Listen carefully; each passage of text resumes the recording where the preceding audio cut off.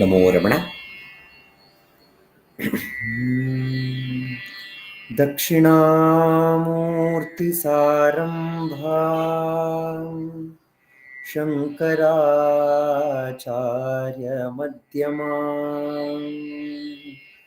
ರಮಣಾಚಾರ್ಯಪರ್ಯಂತಾ ವಂದೇ ಗುರುಪರಂಪರಾ. ವಂದೇ ಗುರುಪರಂಪರಾಂ ವಂದೇ ಗುರುಪರಂಪರಾಂ.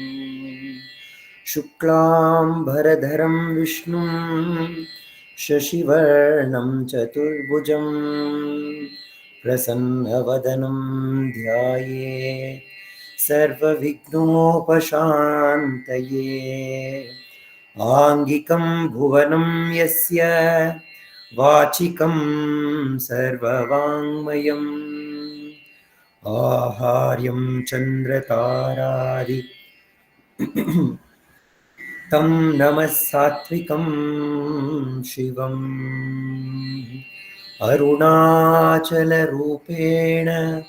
ಪರಿಣಾಮಮುಪಾಗತಂ ತೇಜೋಮಯಂ ಪರಬ್ರಹ್ಮ ಜ್ಞಾನಾಯ ಮಮ ಜಾಯತಾಂ.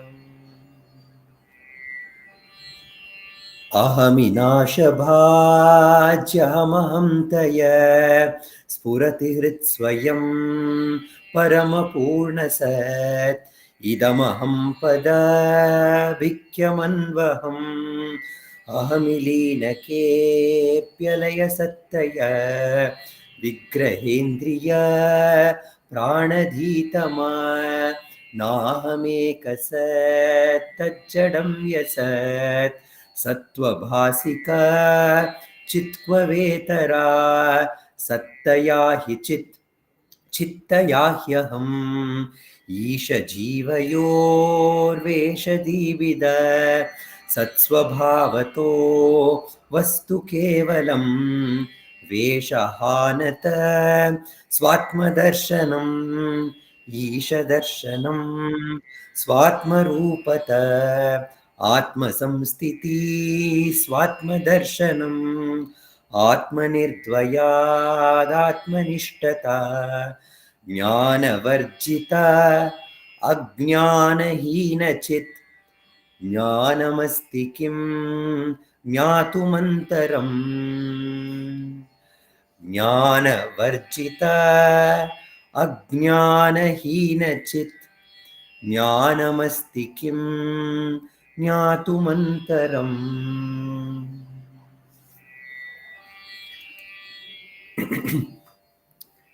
ಎಲ್ಲರ ಹೃದಯದಲ್ಲಿ ಆತ್ಮವಾಗಿ ಬೆಳಗುವ ರಮಣರನ್ನ ನೆನೆಯುತ್ತಾ ಈ ಒಂದು ಸತ್ಸಂಗವನ್ನ ಒಂದು ಗೀತೆಯೊಂದಿಗೆ ಪ್ರಾರಂಭಿಸೋಣ ಅಂತ ಅಂದ್ಕೊಂಡೆ.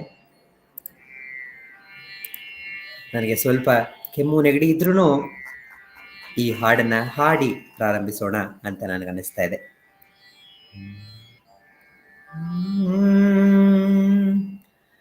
ನಿನಗೆ ಅನಿಸಿದಂತೆ ಕರುಣೆ ತೋರಿಸಯ್ಯ. ನಿನಗೆ ಅನಿಸಿದಂತೆ ಕರುಣೆ ತೋರಿಸಯ್ಯ. ಇದೇ ರೀತಿ ಕರುಣಿಸು ಎನ್ನಲು ನಾನು ಯಾವನಯ್ಯ. ನಿನಗೆ ಅನಿಸಿದಂತೆ ಕರುಣೆ ತೋರಿಸಯ್ಯ. ಇದೇ ರೀತಿ ಕರುಣಿಸು ಎನ್ನಲು ನಾನು ಯಾವನಯ್ಯ. ನಿನಗೆ ಅನಿಸಿದಂತೆ ಕರುಣೆ ತೋರಿಸಯ್ಯ.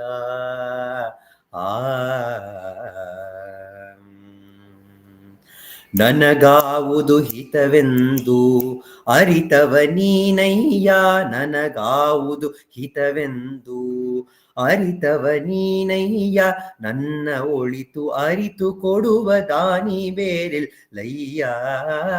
ನಿನಗೆ ಅನಿಸಿದಂತೆ ಕರುಣೆ ತೋರಿಸಯ್ಯ. ಇದೇ ರೀತಿ ಕರುಣಿಸು ಎನ್ನಲು ನಾನು ಯಾವನಯ್ಯ. ನಿನಗೆ ಅನಿಸಿದಂತೆ ಕರುಣೆ ತೋರಿಸಯ್ಯ. ನನ್ನಲ್ಲಿರುವ ಕಲ್ಮಶವ ತೊಳೆದು ನೀಗಿಸಯ್ಯ, ನನ್ನಲ್ಲಿರುವ ಕಲ್ಮಶವ ತೊಳೆದು ನೀಗಿಸಯ್ಯ, ಜ್ಞಾನವೆನುವ ಜ್ಯೋತಿಯ ಮನದಿ ಬೆಳಗಿಸಯ್ಯ, ಜ್ಞಾನವೆನುವ ಜ್ಯೋತಿಯ ಮನದಿ ಬೆಳಗಿಸಯ್ಯ, ನಿನಗೆ ಅನಿಸಿದಂತೆ ಕರುಣೆ ತೋರಿಸಯ್ಯ, ಇದೇ ರೀತಿ ಕರುಣಿಸು ಎನ್ನಲು ನಾನು ಯಾವನಯ್ಯ, ನಿನಗೆ ಅನಿಸಿದಂತೆ ಕರುಣೆ ತೋರಿಸಯ್ಯ. ಓ ಗುರುರಮಣನೇ ಪ್ರೇಮದ ಜ್ಯೋತಿಯೇ, ಓ ಗುರುರಮಣನೇ ಪ್ರೇಮದ ಜ್ಯೋತಿಯೇ, ನಿರ್ಮಲ ಜೀವನ ದಯಪಾಲಿಸಯ್ಯ, ನಿರ್ಮಲ ಜೀವನ ದಯಪಾಲಿಸಯ್ಯ, ನಿನಗೆ ಅನಿಸಿದಂತೆ ಕರುಣೆ ತೋರಿಸಯ್ಯ, ಇದೇ ರೀತಿ ಕರುಣಿಸು ಎನ್ನಲು ನಾನು ಯಾವನಯ್ಯ, ನಿನಗೆ ಅನಿಸಿದಂತೆ ಕರುಣೆ ತೋರಿಸಯ್ಯ. ಆ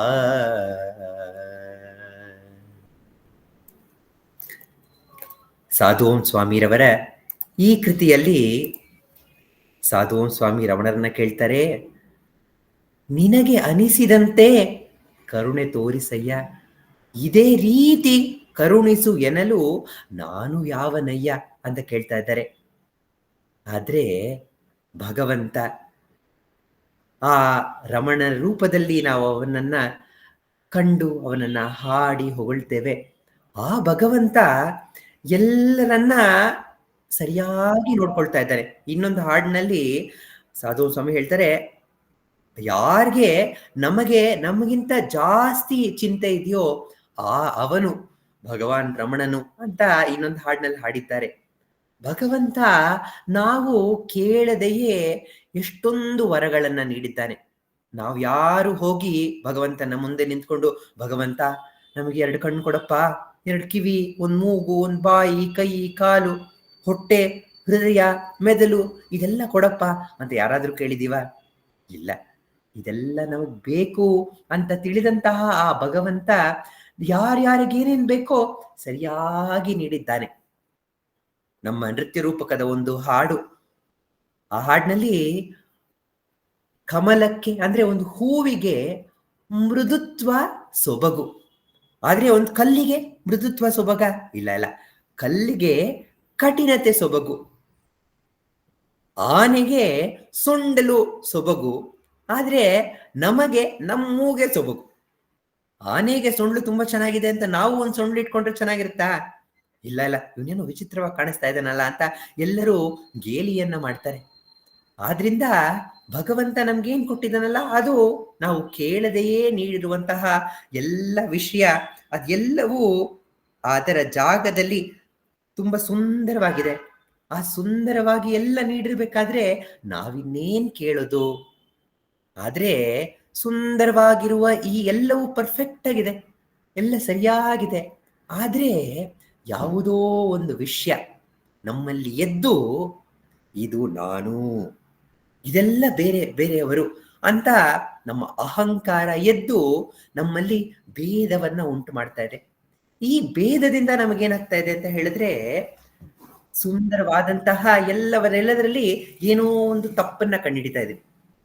ನಮ್ಮ ನೃತ್ಯದಲ್ಲಿ ಆಂಗಿಕಂ ಭುವನಂ ಯಸ್ಯ ಅಂತ ಹೇಳ್ತೀವಿ.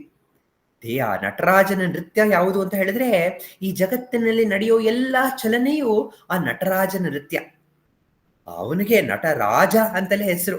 ಅವನ ನಾಟ್ಯದಲ್ಲಿ ಏನಾದ್ರೂ ತೊಂದರೆ ಇರ್ಬೋದಾ ಅಥವಾ ಏನಾದ್ರೂ ತಪ್ಪಿರ್ಬೋದಾ? ಇರೋಕ್ ಸಾಧ್ಯ ಇಲ್ಲ.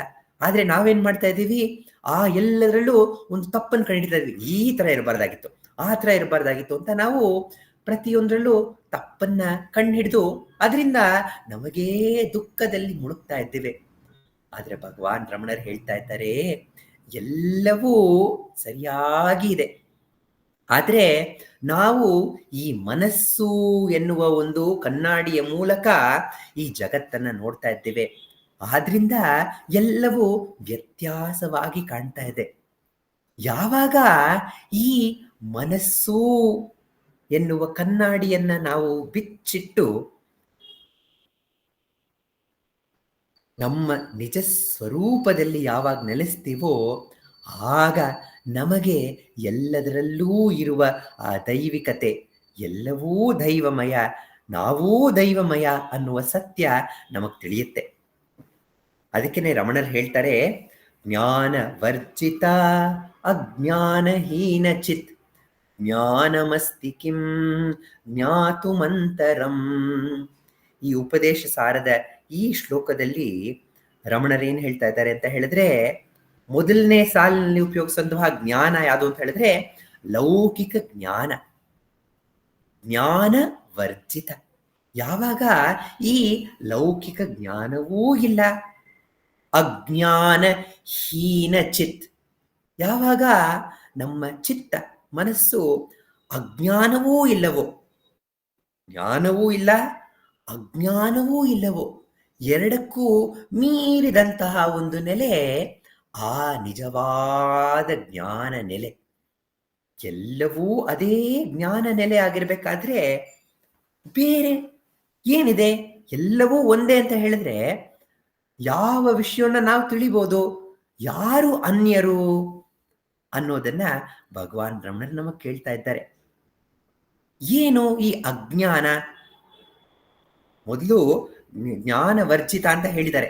ಅದೊಂದು ಸ್ವಲ್ಪ ಕಷ್ಟ. ನಾಲೆಜ್ ಬೇಕು ತಾನೆ, ನಮಗೆ ಜ್ಞಾನ ಇರ್ಬೇಕು ತಾನೆ. ನಾವು ನಮ್ಮ ಜೀವನವೆಲ್ಲವನ್ನ ನಾವು ಯಾತಕ್ಕೆ ಕಳೀತಾ ಇದ್ದೀವಿ? ಫಸ್ಟ್ ಮೊದಲು ಸ್ಕೂಲ್ಗೆ ಹೋಗಿ ಸೇರ್ಕೊಳ್ತೀವಿ. ಸ್ಕೂಲ್ಗೆ ಹೋಗಿ ಎಲ್ಲ ಆಲ್ಫಾಬೆಟ್ಸ್ ABCD ಕಲಿತೀವಿ, ವರ್ಡ್ಸ್ ಕಲಿತೀವಿ. ಆಮೇಲೆ ತಿರ್ಗಾ ಹೇಗೆ ಒಂದು ವಾಕ್ಯವನ್ನ ಮಾಡಿಬೇಕಂತ ಕಲಿತೀವಿ. ಆಮೇಲೆ ಉದ್ದುದ್ದ ಆನ್ಸರ್ಸ್ ಕಲಿತೀವಿ. ಆಮೇಲೆ ಉದ್ದುದ್ದ ಎಸೆ ಬರೆಯೋದು ಕಲಿತೀವಿ. ಮತ್ತೆ ದೊಡ್ಡ ದೊಡ್ಡ ಎಸೆಗಳನ್ನ ಅರಿತು ಅದರ ಸಾರಾಂಶವನ್ನ ಹೇಳುವುದನ್ನ ಕಲಿತೀವಿ. ಸೊ ಇದೆಲ್ಲ ನಮ್ಮ ಜೀವನ ಪೂರ್ತಿ ಕಲಿಕೆಯೇ. ಆದ್ರಿಂದ ಇದೊಂದು ಸ್ವಲ್ಪ ಕಷ್ಟ. ಜ್ಞಾನ ವರ್ಜಿತ, ನಾವು ಜ್ಞಾನ ಇರಬಾರ್ದು ಅಂತ ಹೇಳೋದು ಕಷ್ಟ. ಓಕೆ, ಆದ್ರೆ ಎರಡನೇ ಭಾಗ ಇದೆಯಲ್ಲ, ಅಜ್ಞಾನಹೀನ ಚಿತ್, ನಮ್ಗೆಲ್ಲ ಅನ್ಸುತ್ತೆ ಹೌದು ಹೌದಪ್ಪ ಅಜ್ಞಾನವಿರಬಾರ್ದು. ಅದಕ್ಕೇನೆ ಒಂದು ಗುರುಸ್ತುತಿನಲ್ಲಿ ನಾವೇನ್ ಹೇಳ್ತೀವಿ ಅಂತ ಹೇಳಿದ್ರೆ, ನಮ್ಮ ಅಜ್ಞಾನವೆನ್ನುವ ಅಜ್ಞಾನ ತಿಮಿರಾಂಧಸ್ಯ ಜ್ಞಾನಾಂಜನ ಶಲಾಕಯ ಚಕ್ಷುರುನ್ಮೀಲಿತಂ ಯೇನ ತಸ್ಮೈ ಶ್ರೀ ಗುರವೇ ನಮಃ.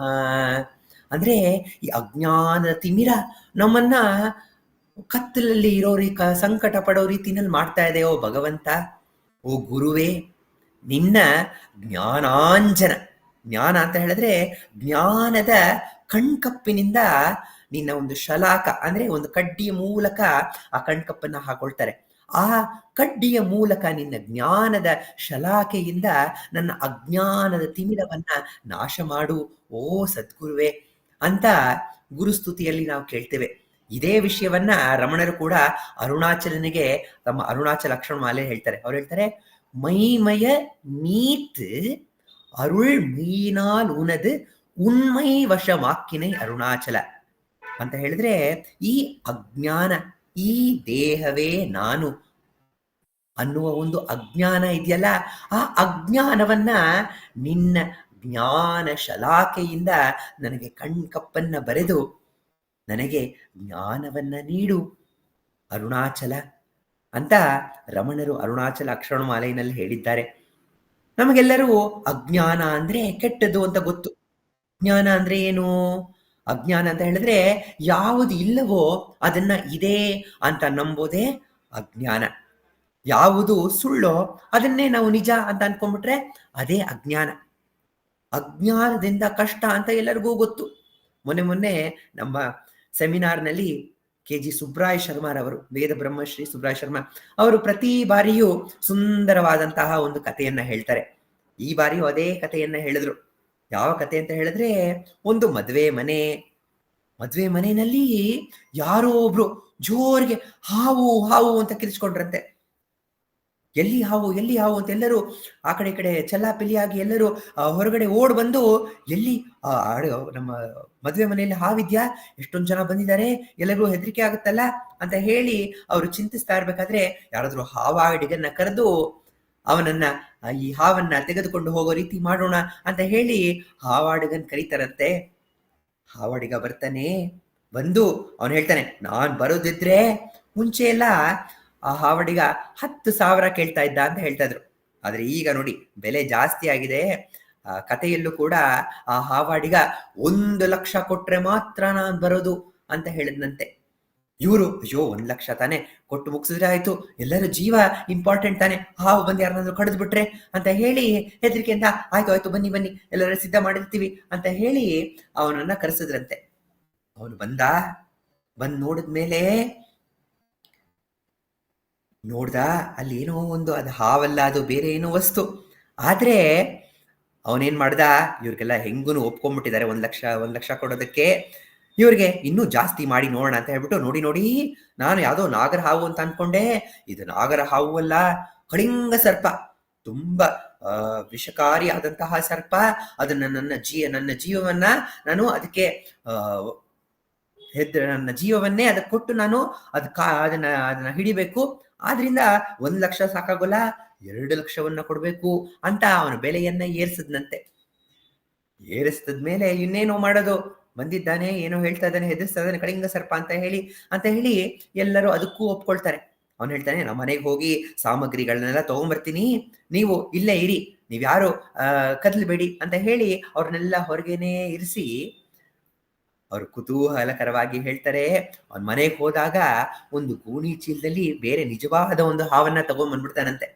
ತಗೊಂಡ್ಬಂದು ಈ ಹಾವನ್ನ ಹಿಡ್ದೆ ಅಂತ ಎಲ್ಲರಿಗೂ ಹಿಂಗ್ ಕೈನಲ್ಲಿ ತೋರಿಸಿ, ನೋಡಿ ಇದು ತುಂಬಾ ಕಷ್ಟಪಟ್ಟು ನಾ ಹಿಡ್ದೆ ಈ ಹಾವನ್ನ, ನೋಡಿ ನೀವು 2,50,000 ಅಟ್ಲೀಸ್ಟ್ ಕೊಡ್ಬೇಕು, ಕೊಡದೆ ಇದ್ರೆ ಈ ಹಾವನ್ನ ಇಲ್ಲೇ ಬಿಟ್ಬಿಟ್ಟು ಹೊರಟೋಗ್ತೀನಿ ಅಂತ ಬೇರೆ ಹೆದರಿಸಿ 2,50,000 ದುಡ್ಡನ್ನ ಎತ್ಕೊಂಡು ಆ ಹಾವಾಡಿಗ ಹೋದ ಅಂತ ಕಥೆಯನ್ನ ಹೇಳ್ತಾರೆ. ಆದ್ರೆ ಬುದ್ಧಿವಂತರಾಗಿದ್ರೆ ಎಲ್ಲಿ ಹಾವು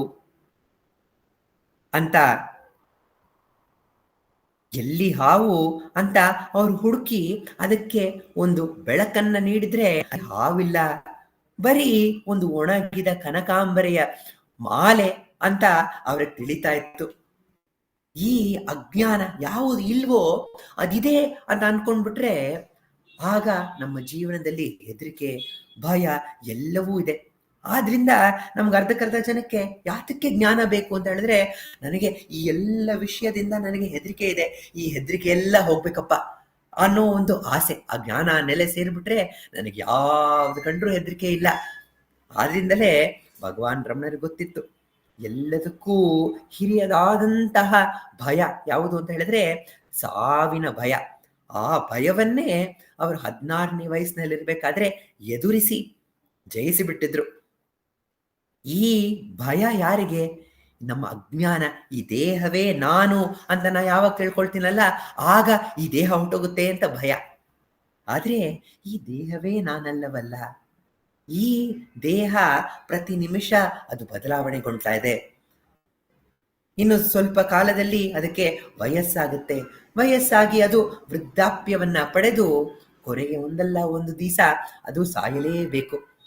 ಆದರೆ ನಾನು ಈ ಬದಲಾಗುವ ದೇಹವೇ ಅಲ್ಲ, ನಾನು ಅದರಲ್ಲಿ ಆತ್ಮವಾಗಿ ಬೆಳಗುವ ಚೈತನ್ಯವೇ ನಾನು ಅನ್ನುವ ಸತ್ಯವನ್ನ ಭಗವಾನ್ ರಮಣರು 16ನೇ ವಯಸ್ಸಿನಲ್ಲೇ ತಿಳಿದುಕೊಂಡ್ಬಿಟ್ಟಿದ್ರು. ಆದ್ರಿಂದ ಅವರಿಗೆ ಯಾವ ಭಯವೂ ಇರ್ತಾ ಇರ್ಲಿಲ್ಲ. ರಮಣರ ಸನ್ನಿಧಿನಲ್ಲಿ ಹಾವೆಲ್ಲ ಅವ್ರ ಮೈ ಮೇಲೆಲ್ಲ ಹರಿದಾಗ ಭಕ್ತರೆಲ್ಲ ಕೇಳ್ತಾ ಇದ್ರಂತೆ, ಭಗವಾನ್ ರಮಣರೇ, ಹಾವು ನಿಮ್ಮ ಮೇಲೆಲ್ಲ ಹರಿಯುತ್ತಲ್ಲ, ನಿಮ್ಗೆ ಹೇಗನ್ಸುತ್ತೆ ಅಂತ ಕೇಳಿದಾಗ ಭಗವಾನ್ ರಮಣರ ನಗುತ್ತಾ, ತಣ್ಣಗೆ ಮೃದುವಾಗಿ ಅನ್ಸುತ್ತೆ, ಅದು ಕಾಲತ್ರ ಬಂದಾಗ ಮಾತ್ರ ನನಗೆ ಚಕುಂಗೊಳ್ಳಿ ಇಟ್ಟಾಗತ್ತೆ ಅಂತ ಭಗವಾನ್ ರಮಣರು ನಗ್ನಗ್ತಾ ಹೇಳಿದ್ರಂತೆ. ಭಕ್ತರು, ಭಗವಾನ್ರಿ ನಿಮ್ಗೆ ಭಯ ಆಗೋದಿಲ್ವಾ ಅಂತ ಕೇಳಿದಾಗ ಭಗವಾನ್ ರಮಣರು, ಯಾತಕ್ಕೆ ಭಯ? ಅವನಾಗ ಅವನೇ ಬರ್ತಾನೆ, ಅವನಾಗ ಅವನೇ ಹೋಗ್ತಾನೆ, ಎಲ್ಲರೂ ಅದೇ ರೀತಿ ತಾನೇ ಮಾಡೋದು. ಎಲ್ಲ ಭಕ್ತರು ಬರ್ತಾರೆ ಸ್ವಲ್ಪ ಹೊತ್ತಿರ್ತಾರೆ ಹೋಗ್ತಾರೆ, ಅದೇ ರೀತಿ ಆ ಹಾವು ಕೂಡ ಅದನ್ನೇ ಮಾಡ್ತಾ ಇದೆ ಅಂತ ಅವರಿಗೆ ಹಾವು, ಹುಲಿ, ಚಿರತೆ ಯಾರ ಕಂಡ್ರೂ ಅವ್ರ ಭಯವೇ ಇಲ್ಲ. ಹೇಗೆ ಇದು ಸಾಧ್ಯ? ಯಾತಕ್ಕಂತ ಹೇಳಿದ್ರೆ ಅವರು ಅಜ್ಞಾನವಿಲ್ಲದ ಅಜ್ಞಾನ ನೆಲೆಯಲ್ಲಿ ಅವರು ನೆಲೆಸಿದ್ರು. ಭಗವಾನ್ ರಮಣರು ಒಂದು ಕಥೆಯನ್ನ ಹೇಳ್ತಾರೆ. ಒಬ್ಬ ಹುಡುಗ ರಾತ್ರಿ ಓದ್ತಾ ಇದ್ದನಂತೆ ಅವನ ಕೊಠಡಿಯಲ್ಲಿ. ಆ ಕೊಠಡಿಯಲ್ಲಿ ಒಂದು ಕಿಟಕಿ. ಆ ಕಿಟಕಿಯಿಂದ ಅವನು ಬಗ್ಗಿ ನೋಡಿದಾಗ ಏನೋ ಒಂದು ನಿಗೂಢವಾದಂತಹ ಯಾವುದೋ ಒಂದು ವಸ್ತು ಆ ಗಾಳಿಗೆ ಆ ಕಡೆ ಈ ಕಡೆ ಅದು ಅಳ್ಳಾಡ್ತಾ ಇದೆ.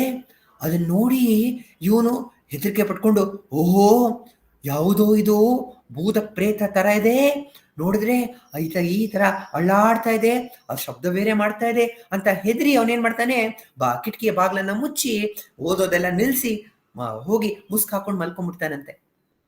ಆದ್ರೆ ಮುಂದಿನ ಬೆಳಗ್ಗೆ ನಿಧಾನವಾಗಿ ಎದ್ದು ಅವನು ಮೊದಲ ಯೋಚನೆ, ಅಯ್ಯೋ ಅಲ್ಲಿತ್ತಲ್ಲ ಒಂದು ಪ್ರೇತಾತ್ಮ, ಒಂದು ಒಂದು ಭೂತ ಅಲ್ಲಿತ್ತಲ್ಲ ಅಂತ ಹೆದರ್ಕೊಂಡು ನಿಧಾನವಾಗಿ ಅವನ ಕಿಟಕಿಯನ್ನು ತೆಗಿತಾನಂತೆ.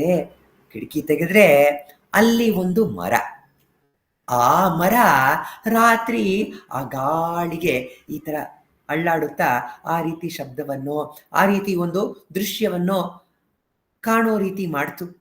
ಅದಕ್ಕೆ ರಮಣರು ಹೇಳ್ತಾರೆ, ಯಾವಾಗ ನಮಗೆ ಈ ಅರ್ಧ ಜ್ಞಾನ ಇರ್ತಲ್ಲ, ಅರ್ಧ ಕಾಣಿಸ್ತಾ ಇದೆ ಅರ್ಧ ಕಾಣಿಸ್ತಾ ಇಲ್ಲ ಅಂತ ನಮ್ಗೆ ಯಾವಾಗ ಅನ್ಸುತ್ತಲ್ಲ, ಆಗ ಭಯ ಜಾಸ್ತಿ. ಅಯ್ಯೋ ಏನಿರ್ಬೋದು ಅಂತ ನಮ್ಗೆ ಭಯ. ಆದ್ರೆ ಪೂರ್ತಿ ಜ್ಞಾನ, ಆತ್ಮ ಸೂರ್ಯನು ಹುಟ್ಟಿ ಎಲ್ಲೆಡೆ ತನ್ನ ಪ್ರಕಾಶವನ್ನ ಬೀರ್ತಾ ಇರಬೇಕಾದ್ರೆ ಯಾವ ಭಯವೂ ಇಲ್ಲ.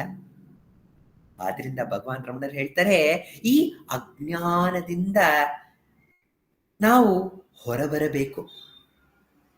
ಆಯ್ತು, ಅಜ್ಞಾನದಿಂದ ಹೊರಬರಬೇಕು. ಹೆಂಗ್ ಬರೋದು ಅದರಿಂದ ಅಂತ ಹೇಳಿದ್ರೆ, ಅದು ಆತ್ಮನು ಸೂರ್ಯನಾಗಿ ಸದಾ ಬೆಳಗ್ತಾ ಇದ್ದಾನೆ. ನಾವು ಆ ಕತ್ತಲಲ್ಲೇ ಇದ್ದೇವೆ. ಕತ್ತಲು ಅಂತ ಹೇಳಿದ್ರೆ ಈ ಮನಸ್ಸು ಅನ್ನೋ ಸೃಷ್ಟಿಸುವಂತಹ ಅರ್ಧ ಕತ್ತಲು ಅರ್ಧ ಬೆಳಕು.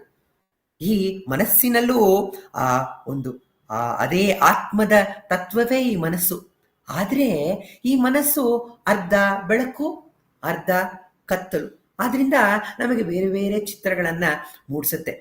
ನಾವು ಸಿನಿಮಾಗೆ ನಾವೆಲ್ಲ ಹೋಗಿರ್ತೀವಿ. ಸಿನಿಮಾನಲ್ಲಿ ಏನು ಅಂತ ಹೇಳಿದ್ರೆ ಅದರಲ್ಲಿ ಈ ಬೆಳಕು ಮತ್ತು ಕತ್ತಲೆಯ ಆಟವೇ. ಸಿನಿಮಾ ಹಾಲ್ ಎಲ್ಲ ಕತ್ತಲೆ ಇರುತ್ತೆ.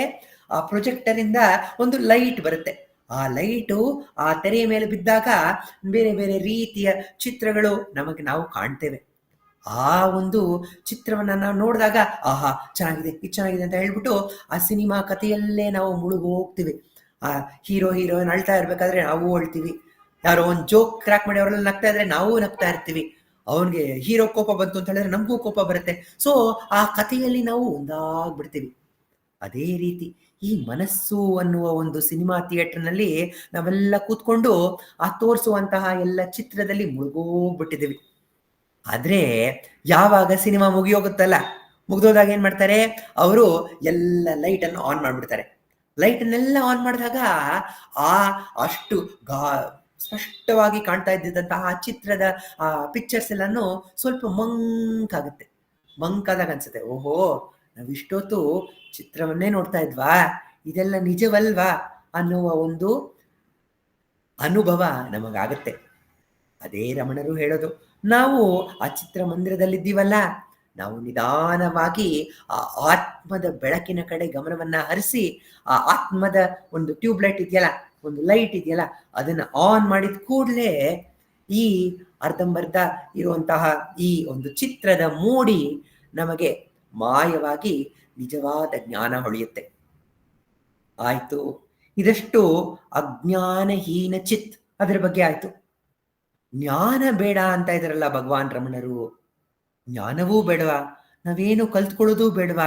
ನಾವ್ ಕಲ್ತ್ಕೊಳ್ತಾ ಇದ್ರೆ ನಮ್ಮ ಜೀವನವನ್ನ ಹೇಗೆ ನಡೆಸ್ತೇವೆ ಅಂತ ನಾವೇನಾದ್ರೂ ಕೇಳಿದ್ರೆ ಭಗವಾನ್ ರಮಣರು ಹೇಳ್ತಾರೆ, ನೋಡಿ, ಸತ್ಯವನ್ನ ಅರಿಯುವುದಕ್ಕೆ ಯಾವ ಪುಸ್ತಕದ ಅಗತ್ಯವೂ ಇಲ್ಲ. ರಾಮಕೃಷ್ಣ ಪರಮಹಂಸರು ಕೊಡುವಂತ ಒಂದು ಸುಂದರವಾದಂತಹ ಉದಾಹರಣೆ. ಅವ್ರು ಹೇಳ್ತಾರೆ, ಪಂಚಾಂಗದಲ್ಲಿ ಯಾವತ್ ಮಳೆ ಬರುತ್ತೆ, ಯಾವತ್ ಜೋರ್ ಮಳೆ ಬರುತ್ತೆ, ಯಾವತ್ತು ಸ್ವಲ್ಪ ಹನಿಯುತ್ತೆ, ಆ ಎಲ್ಲರ ವಿಷಯ ಆ ಪಂಚಾಂಗದಲ್ಲಿ ಇದ್ದಿರುತ್ತೆ. ಆದ್ರೆ ಪಂಚಾಂಗವನ್ನ ನಾವು ಹಿಂಡಿದಾಗ ಒಂದು ತೊಟ್ಟಾದ್ರೂ ನೀರು ಬರುತ್ತಾ? ಇಲ್ಲ. ಆದ್ರಿಂದ ಎಲ್ಲ ವೇದ, ಶಾಸ್ತ್ರ, ಉಪನಿಷತ್ತು, ಪುರಾಣಗಳು, ಎಲ್ಲ ಪುಸ್ತಕಗಳು, ಎಲ್ಲ ಜ್ಞಾನ ನಾವು ಈ ಜಗತ್ತಿನಲ್ಲಿ ಕಲಿಯುವಂತಹ English, maths, social studies, science, ಇದೆಲ್ಲವೂ ಸತ್ಯದ ಕಡೆಗೆ ತಮ್ಮ ಡೈರೆಕ್ಷನ್ ಅನ್ನ ತೋರಿಸುತ್ತೆ. ಇವತ್ ಮಳೆ ಬಂದ್ರೆ ಬರಬಹುದು ಅನ್ನೋ ಒಂದು ಸೂಚನೆಯನ್ನ ಕೊಡುತ್ತೆ. ಆದ್ರೆ ಬರೀ ಅದರಲ್ಲೇ ಯಾವ ಜ್ಞಾನವೂ ಇಲ್ಲ, ಯಾವ ಒಂದು ಉಪಯೋಗವೂ ಇಲ್ಲ ಅಂತ ಭಗವಾನ್ ರಮಣರು ನಮಗೆ ತಿಳಿಸ್ತಾರೆ. ಭಗವಾನ್ ರಮಣರ ಜೀವನವನ್ನೇ ನಾವು ನೋಡಿದಾಗ ಅವರು ಯಾವ ಪುಸ್ತಕವನ್ನೂ ಓದಿರ್ಲಿಲ್ಲ, ಭಗವದ್ಗೀತೆಯ ಪುಸ್ತಕವನ್ನು ಕೂಡ ಓದಿರ್ಲಿಲ್ಲ ಅವರು.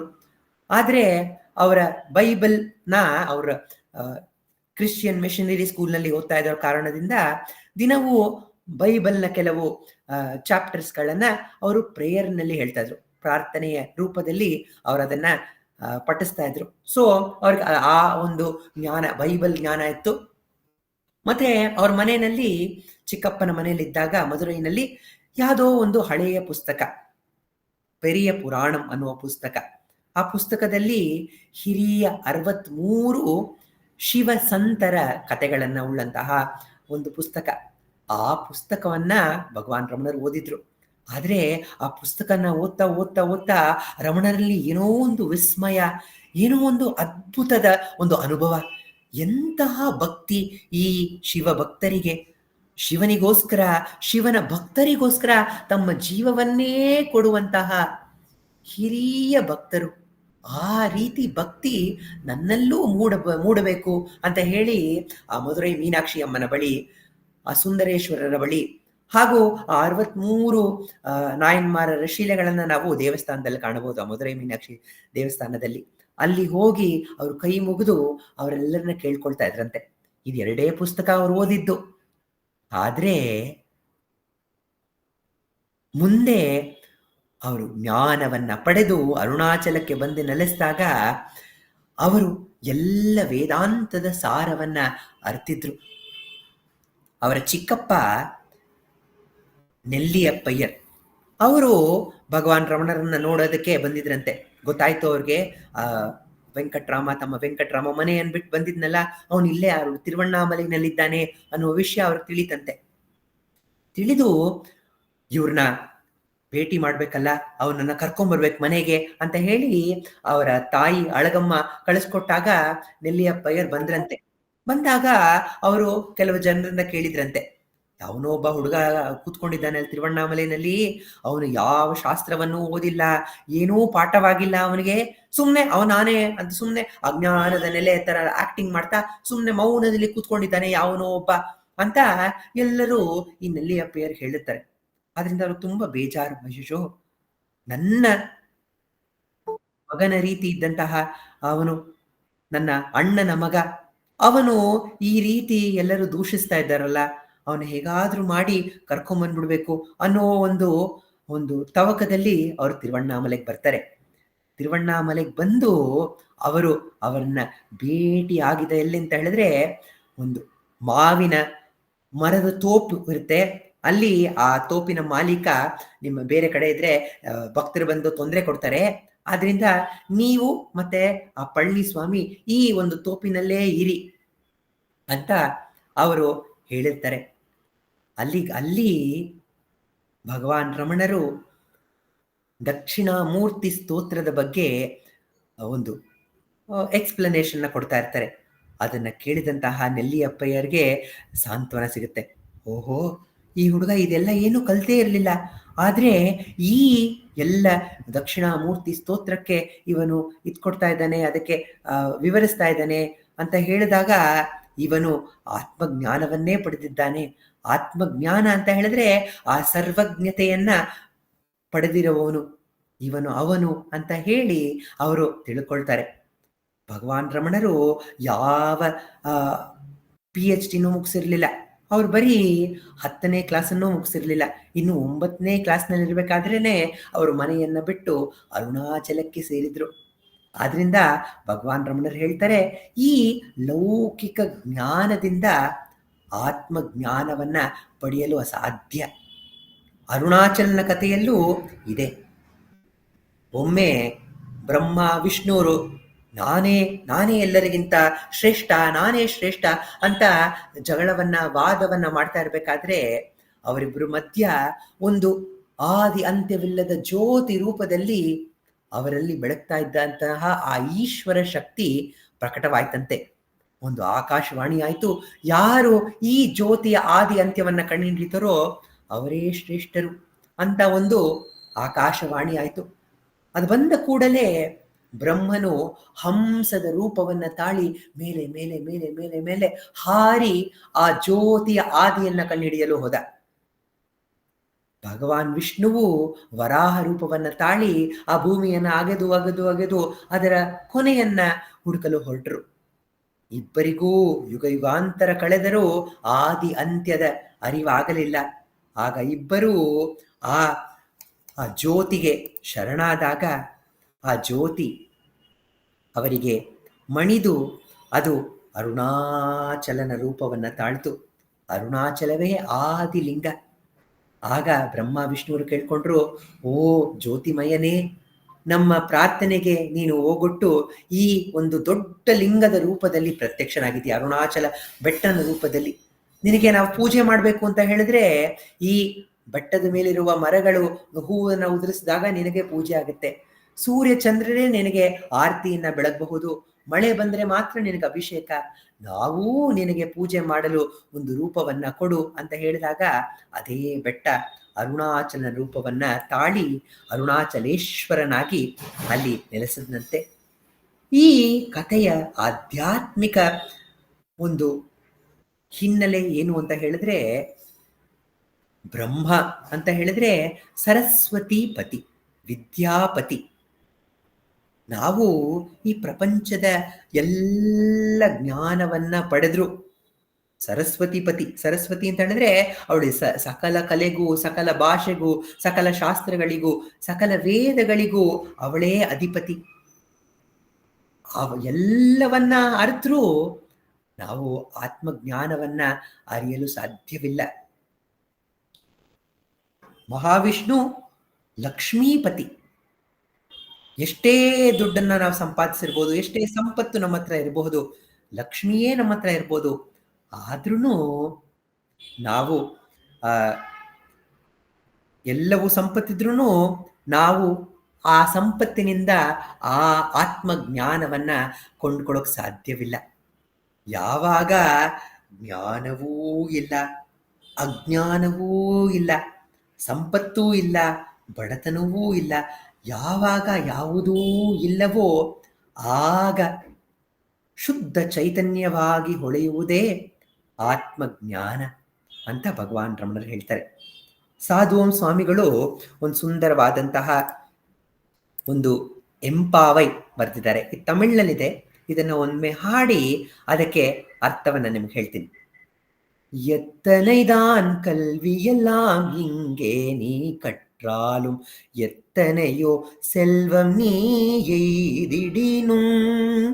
எத்தனைதான் கல்வியெல்லாம் இங்கே நீ கற்றாலும் எத்தனையோ செல்வம் நீ எய்திடினும். கேழ்வனுடன் புத்தரிரும் ஏவல் புரிமோரும் சூழ, புத்திரரும் ஏவல் புரிமோரும் சூழமிக சித்திரமாய் தோன்றும் எழில் தேகம் திறந்தாலும், சித்திரமாய் தோன்றும் எழில் தேகத்திருந்தாலும், வித்தகையன் இவ்வுலகுன் மேன்மை புகழ்ந்தாலும்.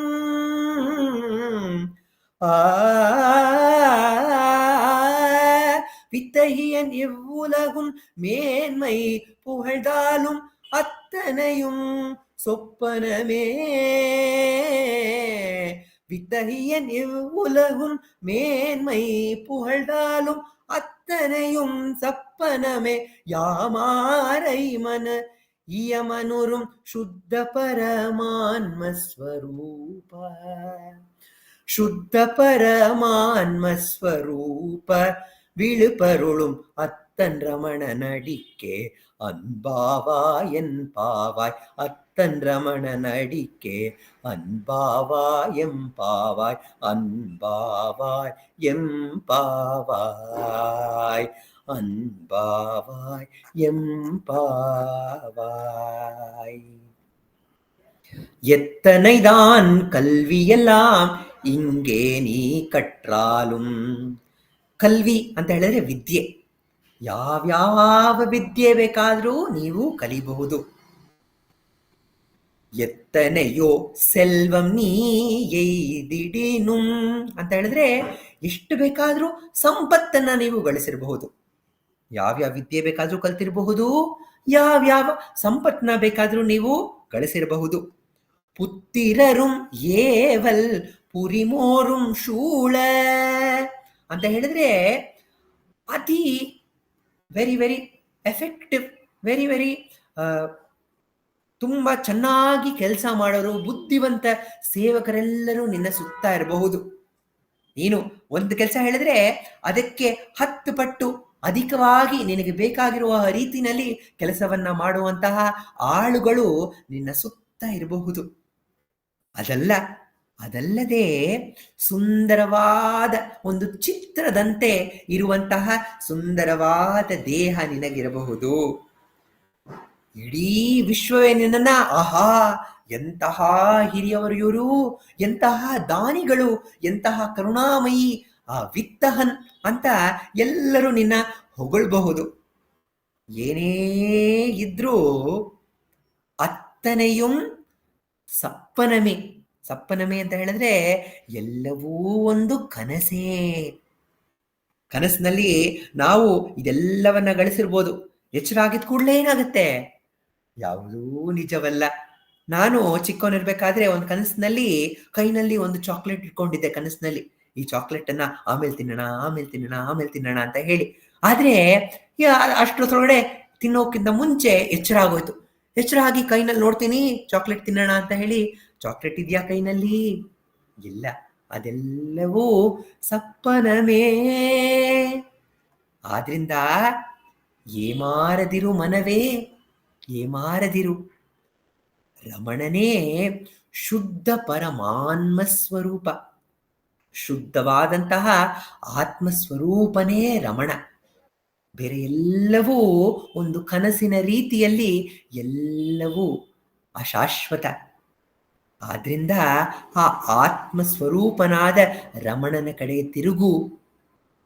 ತಿರುಗಿ ಆ ರಮಣನಲ್ಲೇ ಮುಳುಗಿ ಆ ರಮಣನಲ್ಲೇ ಒಂದಾಗು ಅಂತ ಸಾಧುವಂ ಸ್ವಾಮಿರವರು ನಮಗೆ ಹೇಳ್ತಾ ಇದ್ದಾರೆ. ನಾವು ಏನ್ ಅನ್ಕೊಂಡ್ಬಿಟ್ಟಿದ್ದೀವಿ, ಈ ಜಗತ್ತಿನಲ್ಲಿ ಎಲ್ಲ ಜ್ಞಾನವನ್ನ ನಾವು ಗಳಿಸಿದ್ರೆ ನಾವು ಶ್ರೇಷ್ಠರು ಅಂತ ಹೇಳ್ತಾರೆ.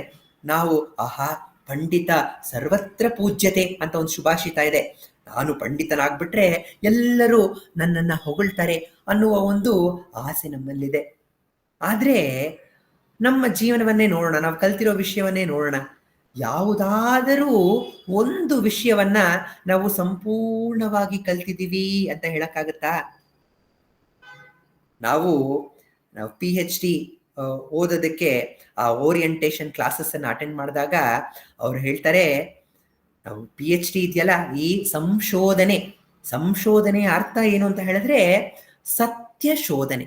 ನಾವೆಲ್ಲ ಹೊರಟಿರೋದು ಸತ್ಯವನ್ನ ಶೋಧನೆ ಮಾಡಲು ಹೊರಟಿದ್ದೇವೆ. ಸತ್ಯ ಇರೋದು ಒಂದೇನೇನೆ. PhD ಬೇರೆ ಸತ್ಯ, ಇಲ್ಲಿ ಆಧ್ಯಾತ್ಮಕ್ಕೆ ಬೇರೆ ಸತ್ಯ ಅಂತ ಅಲ್ಲ. ನಾವೆಲ್ಲರೂ ಹುಡುಕ್ತಾ ಇರೋದು ಒಂದೇ ಸತ್ಯವನ್ನ. ಆದ್ರೆ ಆ ಹುಡುಕುವ ಒಂದು ಪ್ರಯತ್ನವನ್ನ ನಾವು ಮಾಡ್ತಾ ಇದೀವಲ್ಲ, 5 ವರ್ಷ ಅಥವಾ ಒಂದು 6 ವರ್ಷ 7 ವರ್ಷ ಎಷ್ಟು ವರ್ಷ ಆಗುತ್ತೋ ಅಷ್ಟು ನಾವು ಸತತವಾಗಿ ಆ ಸತ್ಯವನ್ನ ಹುಡುಕುವ ಪ್ರಯತ್ನವನ್ನ ಮಾಡ್ತಾ ಇದ್ದಾಗ ಆ ಪ್ರಯತ್ನಕ್ಕೆ ಅವರು ನಮಗೆ ಒಂದು PhD ಪದವಿಯನ್ನ ಕೊಡ್ತಾರೆ. PhD ಪದವಿಯನ್ನ ಕೊಟ್ಟಾದ್ಮೇಲೂ ನಮ್ನೇನಂತ ಕರೀತಾರೆ ಅಂತ ಹೇಳಿದ್ರೆ ರಿಸರ್ಚ್ ಸ್ಕಾಲರ್ ಅಂದ್ರೆ ನಾವು ಈಗಲೂ ಅದೇ ಒಂದು ಸತ್ಯ ಶೋಧನೆಯನ್ನ ಮಾಡ್ತಾ ಇದ್ದೀವಿ, ಮುಂದುವರಿಸ್ತೀವಿ ಅಂತ. ಅದು ಕೊನೆ ಅಲ್ಲ, ಅದೇ ಪ್ರಾರಂಭ. ನಾನು ಭೇಟಿ ಮಾಡಿದಂತಹ ಎಲ್ಲ ಹಿರಿಯ PhD ಹೋಲ್ಡರ್ಸ್ ಅವ್ರು ಏನ್ ಹೇಳಿದ್ರು ಅಂತ ಹೇಳಿದ್ರೆ, ನೋಡಿ ನಾನು PhD ಎಲ್ಲ ಮುಗಿಸಿದ್ಮೇಲೆ ಇನ್ನೇನ್ ನಾಳೆ ನಾನು PhD ನನ್ನ ಥೀಸಿಸ್ನ ಸಬ್ಮಿಟ್ ಮಾಡ್ತಾ ಇದ್ನಲ್ಲ, ಆಗ ನನಗನಿಸ್ತು, ಓಹೋ, ಈ ರೀತಿ ಸಂಶೋಧನೆ ಮಾಡಬೇಕಾಗಿತ್ತು, ಮುಂದಕ್ಕೆ ಇದೆಲ್ಲ ಮಾಡಬೇಕು ಅನ್ನುವ ವಿಷಯ ನನಗೆ ತಿಳಿತು ಅಂತ ಅವ್ರು ಹಂಚ್ಕೊಂಡಿದ್ದಾರೆ. PhD ನಲ್ಲೂ ಪರಿಪೂರ್ಣವಾಗಿ ಯಾವ ವಿಷಯವನ್ನು ತಿಳಿಯಕ್ಕಾಗೋದಿಲ್ಲ. ಆ ಕನ್ಕ್ಲೂಷನ್ನಲ್ಲಿ ನೋಡಿ, ನಾನು ಇಷ್ಟನ್ನ ಮಾತ್ರ ಕಂಡುಹಿಡ್ದಿದ್ದೀನಿ, ಆದ್ರೆ ಬೇರೆ ಇಷ್ಟೊಂದು ವಿಷಯ ಇದೆ, ಇದೇ ಒಂದು ವಿಷಯದಲ್ಲಿ ಇನ್ನು ಎಷ್ಟೊಂದು ಕಲ್ತ್ಕೋಬೇಕು, ಇನ್ನು ಎಷ್ಟೊಂದು ಆಳವಾದ ರಿಸರ್ಚ್ ಆಗ್ಬೇಕು, ಸತ್ಯ ಶೋಧನೆ ಆಗ್ಬೇಕು ಅನ್ನೋ ಒಂದು ನಮ್ಮ ಮಾರ್ಗದರ್ಶನ ಈ ಕಲಿಕೆ ನೀಡುತ್ತೆ. ಅದೇ ಕಲಿಕೆಯೇ ನಮ್ಮೆಲ್ಲ ಕಲಿಕೆಗೂ ಮೂಲ. ನಾವು ಎಷ್ಟೇ ಕಲಿತ್ರೂ ಇನ್ನೂ ಕಲಿಬೇಕು, ಕಲಿಯೋದು ಹೆಚ್ಚು ಹೆಚ್ಚು ಇರುತ್ತೆ. ಶಾರದಾ ಅಕ್ಕ ಅವರು ಒಂದು ಸುಂದರವಾದಂತಹ ಕತೆ ಅವ್ರು ಪ್ರತಿ ಸತಿ ಹೇಳಿರ್ತಾರೆ, ಆದ್ರೆ ಮತ್ತೊಮ್ಮೆ ಈ ಒಂದು ಸಂದರ್ಭಕ್ಕೆ ಸರಿ ಹೋಗುವಂತಹ ಒಂದು ಕತೆ. ಒಬ್ಬ ರೋಮ ಮಹರ್ಷಿ ಅಂತ ಇದ್ರಂತೆ. ಆ ರೋಮ ಮಹರ್ಷಿಗಳು ವೇದಗಳನ್ನ ಓದ್ತಾ ಇದ್ರಂತೆ. ಅವರು ಮಹರ್ಷಿಗಳಾದ ಕಾರಣ ಓದ್ತಾ ಇರ್ಬೇಕಾದ್ರೆ ಇನ್ನೇನು ಕೆಲವು ವರ್ಷಗಳಲ್ಲಿ ಅವರ ಜೀವನದ ಕೊನೆ ಬರ್ತಾ ಇದೆ ಅಂತ ಅವ್ರಿಗೆ ತಿಳಿಯುತ್ತಂತೆ. ಆಗ ಅವರು ಭಗವಂತನಲ್ಲಿ ಧ್ಯಾನವನ್ನ ಮಾಡಿ ತಪಸ್ಸನ್ನ ಮಾಡ್ತಾರಂತೆ. ಮಾಡಿ, ಓ ಭಗವಂತನೇ, ನಾನು ಈ ವೇದವನ್ನ ಓದ್ತಾ ಇದ್ದೀನಿ, ಇನ್ನು ಅದನ್ನ ಮುಗಿಸಿಲ್ಲ, ಅದು ಮುಗಿಸಿದ ಮೇಲೆ ಇನ್ನೂ 3 ವೇದಗಳಿದೆ, ಅದೆಲ್ಲವನ್ನ ನಾವು ಓದ್ಬೇಕು, ಆದ್ರಿಂದ ಇನ್ನೂ 1 ಜನ್ಮ ಹೆಚ್ಚು ನನಗೆ ಕೊಡು, ನಾವು ಓದೋದಕ್ಕೆ ಇನ್ನೂ ಕಾಲಾವಕಾಶವನ್ನ ಮಾಡಿಕೊಡು ಅಂತ ಆ ಭಗವಂತನಲ್ಲಿ ಕೇಳಿದಾಗ ಕರುಣಾಮಯಿಯಾದ ಭಗವಂತ, ಆಯ್ತು, ನೀನು ಇನ್ನೊಂದು ಜನ್ಮವನ್ನ ನೀನು ಓದೋದಲ್ಲಿ ನೀನು ಕಳಿ ಅಂತ ಹೇಳಿ ಅವನಿಗೆ ವರವನ್ನ ಕೊಟ್ಟು ಹೋದ್ರಂತೆ. ಮತ್ತೊಂದು ಜನ್ಮವೂ ಮುಗೀತು, ಇನ್ನೂ ಓದು ಮುಗ್ದಿಲ್ಲ. ಮತ್ತೆ ರೋಮ ಮಹರ್ಷಿಗಳು ತಪಸ್ಸನ್ನ ಆಚರಿಸಿ, ಓ ಭಗವಂತನೇ, ಇನ್ನೂ ಓದು ಮುಗ್ದಿಲ್ಲ, ಇನ್ನೂ ಕೆಲವು ಜನ್ಮಗಳು ಬೇಕು ಆಗತ್ತೆ, ಇನ್ನೂ 1 ಜನ್ಮದ ಎಕ್ಸ್ಟೆನ್ಷನ್ ಕೊಡು ಅಂತ ಭಗವಂತನಲ್ಲಿ ಕೇಳಿದಾಗ ಭಗವಂತ ಮತ್ತೆ ಒಪ್ಕೊಂಡಂತೆ. ಮತ್ತೆ ಒಪ್ಕೊಂಡು ಮತ್ತೆ ಅದೇ ರೀತಿ ಓದ್ತಾ ಇದ್ದಾರೆ. 1 ವೇದ ಆಯ್ತು, 1 ವೇದ ಆದ್ಮೇಲೆ ಇನ್ನೊಂದು ವೇದ ಓದ್ತಾ ಇದ್ದಾರೆ. ಇನ್ನೊಂದು ವೇದ ಓದ್ತಾ ಇರ್ಬೇಕಾದ್ರೆ ಆ ಹಿಂದಿನ ವೇದದಲ್ಲಿ ಏನೋ ಡೌಟ್ ಬಂತು, ಮತ್ತೆ ಆ ಹಿಂದಿನ ವೇದಕ್ಕೆ ಹೋದ್ರಂತೆ, ಮುಂದಿನ ವೇದ, ಇದೆಲ್ಲ ಓದ್ತಾನೆ ಇದ್ದಾರೆ. ಈ ರೀತಿ ಹಲವು ಜನ್ಮಗಳ ಕಾಲ ತಮ್ಮ ಓದನ್ನ ಮುಂದುವರಿಸ್ತಾನೆ ಇದ್ದಾರೆ. ಕೊನೆಗೆ ಇನ್ನೇನು ಆ ಜನ್ಮವು ಮುಗಿತಾ ಬರ್ತಾ ಇದೆ, ಇನ್ನೇನು ಭಗವಂತನ ತಪಸ್ಸು ಮಾಡಿ ಅವನ್ನ ಕೇಳ್ಕೊಳ್ಳೋಣ ಅನ್ನುವ ಒಂದು ಭಾವನೆ ರೋಮ ಮಹರ್ಷಿಗಳಿದೆ. ಆಗ ರೋಮ ಮಹರ್ಷಿಯ ಮನಸ್ಸಿನಲ್ಲಿ ಒಂದು ಕನಸು ಮೂಡಿ ಬರುತ್ತೆ. ಆ ಕನಸಿನಲ್ಲಿ ಏನ್ ಬರುತ್ತೆ ಅಂತ ಹೇಳಿದ್ರೆ, 4 ದೊಡ್ಡ ದೊಡ್ಡ ಬೆಟ್ಟಗಳು. ಆ 4 ದೊಡ್ಡ ದೊಡ್ಡ ಬೆಟ್ಟಗಳಲ್ಲಿ ಯಾವ ಬೆಟ್ಟ ಅಂತ ಹೇಳಿದ್ರೆ, ದೊಡ್ಡ ದೊಡ್ಡ ಸಕ್ಕರೆ ಕ್ರಿಸ್ಟಲ್ಸಿನ ಬೆಟ್ಟ, ಸಕ್ಕರೆಯ ಬೆಟ್ಟ. ಆ ಸಕ್ಕರೆ ಬೆಟ್ಟದ ಮುಂದೆ ಒಂದು ದೊಡ್ಡ ಇರುವೆ. ಆ ದೊಡ್ಡ ಇರುವೆ ಏನ್ ಮಾಡ್ತಾ ಇದೆ, ಒಂದೊಂದೇ ಬೆಟ್ಟಕ್ಕೆ ಹೋಗ್ತಾ ಇದೆ, ಒಂದು ಚಿಕ್ಕ ಸಕ್ಕರೆಯ ತುಂಡನ್ನ ತಗೊಳ್ತಾ ಇದೆ, ಅದನ್ನ ತಗೊಂಬಂದು ಅದರ ಗೂಡಲ್ಲಿ ಇಡ್ತಾ ಇದೆ. ಮತ್ತೆ ಆ ಇರುವೆ ಹೋಗ್ತಾ ಇದೆ, ಮತ್ತೊಂದು ಸಕ್ಕರೆಯ ಚೂರನ್ನು ತಗೊಳ್ತಾ ಇದೆ, ಮತ್ತೆ ಅದರ ಗೂಡನ್ನು ಇಡ್ತಾ ಇದೆ. ಈ ಒಂದು ದೃಶ್ಯವನ್ನ ನೋಡಿದ ಕೂಡಲೇ ಆ ರೋಮ ಮಹರ್ಷಿಗಳಿಗೆ ಜ್ಞಾನೋದಯವಾಗತ್ತೆ. ಓ, ನಾನೂ ಮಾಡ್ತಾ ಇದ್ದಿದ್ದು ಇದನ್ನೇನೆ. ಹೊರಗಿನ ಒಂದು ಸಕ್ಕರೆಯಂತಹ ಒಂದು ಜ್ಞಾನವನ್ನ ಏನ್ ಮಾಡ್ತಾ ಇದ್ದೀನಿ, ತಂದು ನನ್ನ ಮನಸ್ಸು, ನನ್ನ ಬುದ್ಧಿ ಅನ್ನುವ ಒಂದು ಮನೆಯಲ್ಲಿ ಇಡ್ತಾ ಇದ್ದೀನಿ, ಎತ್ಕೊಂಡ್ಬಂದು ಮನೆಯಲ್ಲಿ ಇಡ್ತಾ ಇದ್ದೀನಿ. ಅದರಿಂದ ಏನೂ ಉಪಯೋಗ? ದೊಡ್ಡ ಬೆಟ್ಟ, ನಾನು ದೊಡ್ಡ ಇರುವೆ ಆಗಿರ್ಬೋದು, ಆದ್ರೂ ಇರುವೆಗಿಂತಲೂ ದೊಡ್ಡದಾದಂತಹ 4 ಬೆಟ್ಟಗಳು, 4 ವೇದಗಳು. ಅದರಿಂದ ಹೇಗೆ ನಾನು ಎಲ್ಲವನ್ನ ಓದಲು ಸಾಧ್ಯ? ಆದ್ರೆ ನಾನು ಏನೇನು ಓದಿದ್ದೀನಲ್ಲ ಅದರ ಆಳಕ್ಕೆ ಹೋಗಿ ಅದರ ಸವಿಯನ್ನ ಸವಿದಾಗ, ಆ ಇರುವೆ ಏನಾದ್ರೂ ಗೂಡಲಿಡೋ ಬದಲು ಆ ಸಕ್ಕರೆಯ ಸವಿಯನ್ನ ಅಲ್ಲೇ ಸವಿದಿದ್ರೆ ಅದರ ಜೀವನ ಸಾರ್ಥಕತೆಯನ್ನ ಹೊಂದ್ತಾ ಇತ್ತು. ಇದನ್ನ ತಿಳಿದಂತಹ ರೋಮ ಮಹರ್ಷಿಗಳಿಗೆ ಆಗಲೇ ಜ್ಞಾನೋದಯವಾಗತ್ತೆ. ರಮಣರು ಹೇಳ್ತಾರೆ, ನೋಡಿ, ನಾವು ಹೊರಗಿನ ವಿಷಯವನ್ನ ನಮ್ಮ ಮನಸ್ಸಿನಲ್ಲಿ ಇಟ್ಕೊಳ್ತಾ ಇದ್ದೇವೆ.